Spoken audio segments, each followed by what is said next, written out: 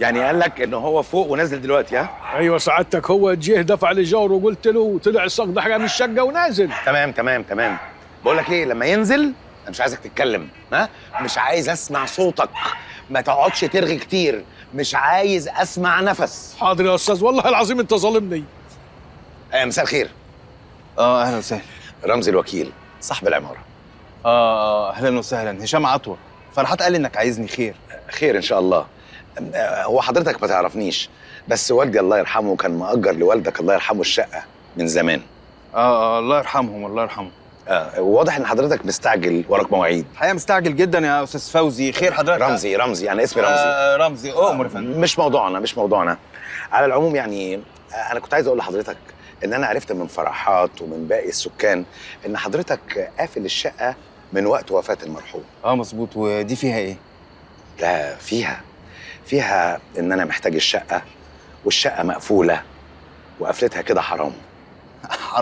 حرام يعني ايه؟ لا يعني مش فاهم حضرتك. انا بدفع الايجار وبانتظام وقبل اي حد من السكان. انا الحقيقه مش فاهم حضرتك عايز ايه بالظبط يا استاذ رمزي. عايز الشقه. ايوه عايز ايه يعني؟ جو فو لابارتمون، فهمت؟ عايز الشقه. من غير ما نخش في مشاكل مع بعضينا، انا محتاج الشقه، فيا ريت بالتراضي كده وبالود نفسخ العقد. طب تمام. وده بقى مقابل ايه؟ من غير مقابل، دي شقتي.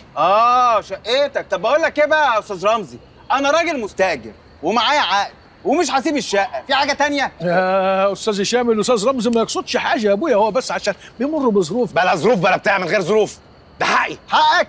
طب بقول لك ايه، انا مش هسيب الشقه ومش شايف ان ليك حق اصلا، واللي عندك اعمله. بقى كده.